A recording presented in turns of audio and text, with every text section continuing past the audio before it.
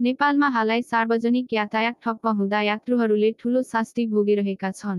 गण्डकी प्रदेश सरकारले ल्याएको राइड शेयरिङ र सेल्फ ड्राइभ सम्बन्धी नयाँ ऐनको विरोधमा यातायात व्यवसायीहरू आन्दोलनमा उत्रिएका छन्। जेठ 19 गते 2082 देखि bus, tempo, truck, minibus, jeep, microbus जस्ता सार्वजनिक सवारी साधनहरू अनिश्चितकालका लागि बन्द गरिएको छ। काठमाडौँका सडकहरू सुनसान छन् र यात्रुहरूको दैनिकी प्रभावित भएको छ।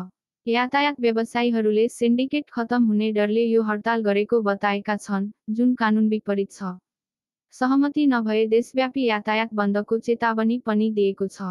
यात्रुहरूले वैकल्पिक साधनको अभावमा गन्तव्यमा पुग्न कठिनाइ भोगिरहेका छन्, जसले उनीहरूको दैनिक जीवन, व्यापार र आपतकालीन सेवामा समेत असर पारेको छ।